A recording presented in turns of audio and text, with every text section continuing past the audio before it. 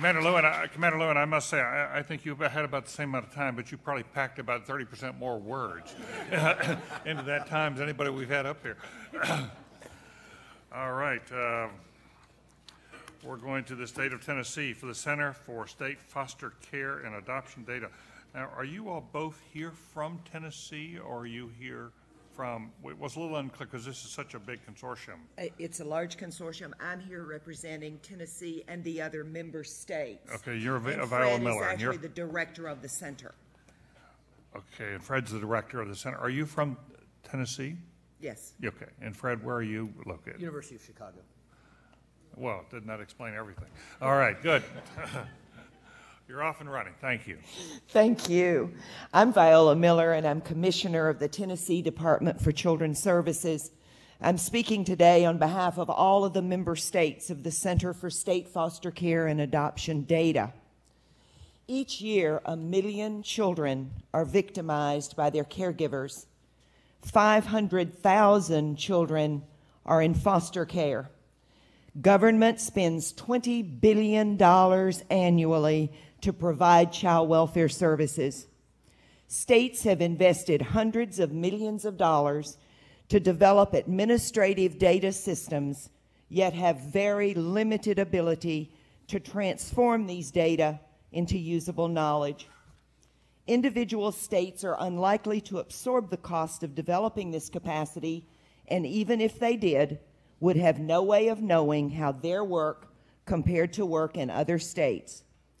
The American Public Human Services Association and state child welfare leaders, recognizing a need to better understand what is happening to our children, led to the innovative establishment of the Center for Foster Care and Adoption Data.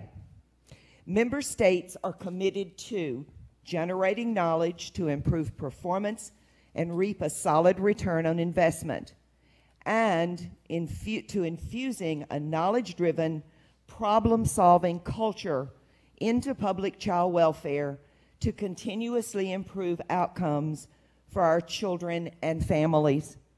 Let me give you two examples, specific examples of benefits to Tennessee's children. We contract with 80 providers for foster care.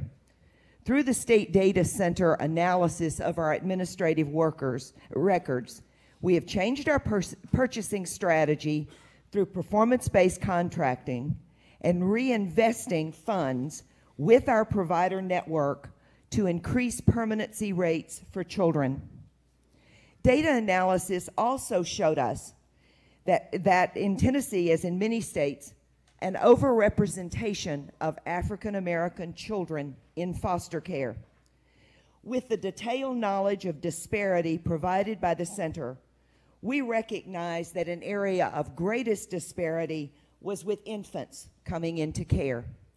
The mothers were young, single, poor, and drug addicted. We have already initiated a pilot to specifically address this issue. Data analysis will measure the impact of our intervention, and we will be able to measure change relative to other areas of the country. Analyzing trends in outcomes longitudinally keeps costs down and yields greater capacity to target resources and plan strategically. The State Data Center ensures the continuation of human capital development and ongoing capacity building in each member state, even when there are changes in agency leadership. I'll now turn the podium over to Dr. Fred Wilson, Director of the Data Center. Thank you, Commissioner Miller. There are three topics that I'd like to share with you in the time that I have today. To answer the question, how does the center operate, I'd like to start with our design principles. Second, I'd like to describe Chapin Hall's role. And to conclude, I'd like to share with you our vision for the future. The idea of the center is a simple one. States come together around a common objective, improving outcomes for children. In doing so, we follow a few basic principles. The center is run by and for State Child Welfare Agency. Our board consists of state child welfare leaders and representatives of 2 public universities. Together, they set policy and direction. We seek to amortize the relatively high cost of research and demonstration and development across a large group of member states. Our primary goal is to create a learning community. The center does this by helping states convert data into knowledge about what is happening to children.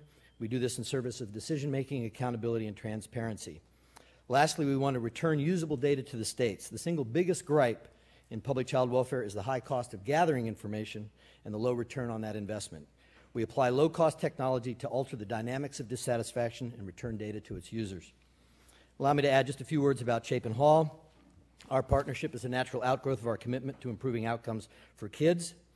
For its part, Chapin Hall focuses on the problem of converting data into knowledge. That's a problem for science. Universities are good at science, but we don't run child welfare programs. The opposite is also true. Public agencies run good child welfare programs, but they're not very good at science. Together, we solve the problem of governing on behalf of children. Let me say just a little bit about our future vision. You're starting to cut into your time. Okay, let me Okay, conclude why there then. don't you cleverly wrap that into another answer? I will do that. Okay, Thank you. good. Carl, thank you very much.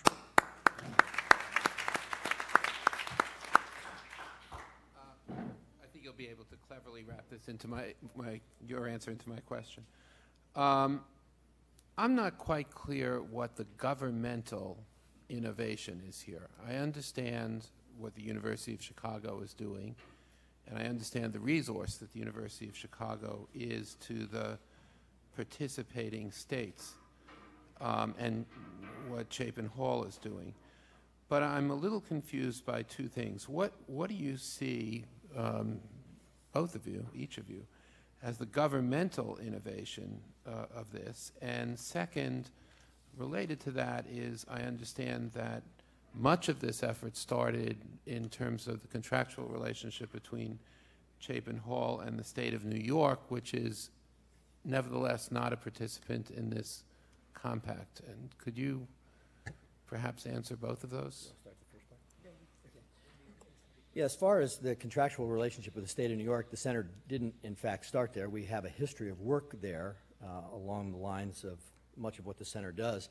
But the center's growth and development actually occurred in a series of meetings that took place between the National Association of Public Child Welfare Administrators and the American Public Human Services Association. So it's really in that crucible that the work of the center, or the idea of the center, took place. And I think it is the situation where like-minded people were together in a common setting that brought together those interests. So it wasn't, in fact, the work with New York State per se that led directly to the center. It's actually through that other means. And why isn't now, given that close relationship, New York State a member of the Well, we're working on that problem. And part of it has to do with the difficulty of creating access to information and creating the legal arrangements between a university and a public agency where the public agency has to guard confidential information. Those are complicated legal matters to sort out, and that's by and large the issue there. I think the innovation for state government is a realization that there are internal capacities that we do not have and will never have, and that we need to reach out and form partnerships with other entities that can fill those gaps in our own internal capacity, and then to also bring into those partnerships other states. Public child welfare agencies have worked very much in isolation. We are good-hearted, hard-working people, but we really have not had the internal skills and abilities to really use these massive amounts of data that we have to truly generate knowledge to drive our practice. Carl, follow. I'm sorry to ask just a follow-up. What would you say distinguishes this from any number of intermediaries in a whole host of fields, whether it's LISC or Enterprise Foundation in the housing area or Centers for Law and Poverty in the welfare area? What is this that's distinct from any other intermediary that states would use? Well, I would say that we're more than an intermediary. In other words, we're not just moving things in between entities. We're actually engaged through the state partnership in defining the work that gets done, executing the work that gets done. We deliver information back to the agencies to support their human capital development. So we play a variety of roles in supporting their day-to-day operations. And then, as the Commissioner said, the exchange of information between states, they historically have operated in isolation. And while there are many unique things about child welfare systems, there's also a lot that they have in common. And I think the ability to see the commonalities is one of the strengths that we provide to the states. Yeah, I might ask Ms. Miller this question. One of the issues weighing upon some members of the selection committee, as we read the background materials, was whether it would be premature to award this program right now, because it wasn't apparent until you spoke here today that states had begun to use the data collection to change their practices. And you mentioned a change in Tennessee. Can you cite other examples of other states that have actually been able to use the data now to reflect and then change practices? Well, I think you're seeing across the country that the thing that we really haven't pointed out today that I wish we had had an opportunity to go into more detail on is the way we are looking at data through this center is completely different than public child welfare has ever looked at data before. We're looking at cohorts and we're looking at children longitudinally so that we know what happens to them as they go through the system.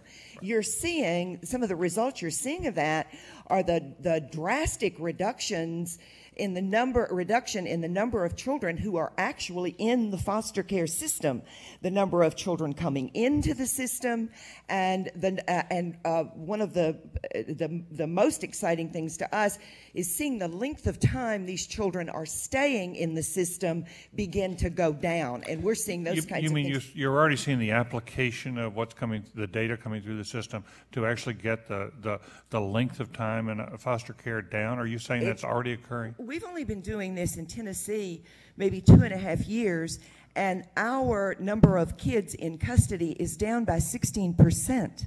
I've only, after 6 months of having performance-based contracting in place, my performance-based contractors had reduced their length of stay by 3%.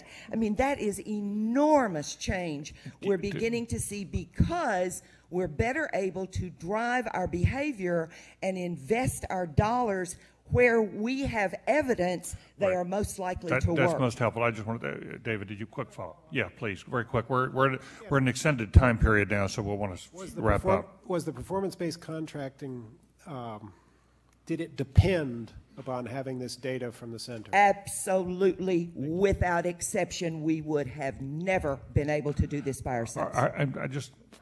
I was trying to pursue the question, are there states beyond Tennessee?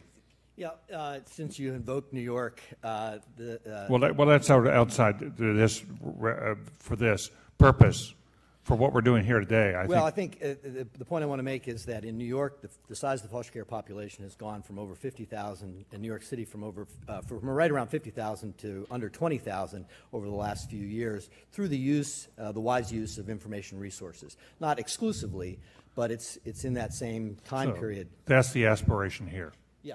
That's the aspiration. Right. Well, that's the realization in some New York. jurisdictions.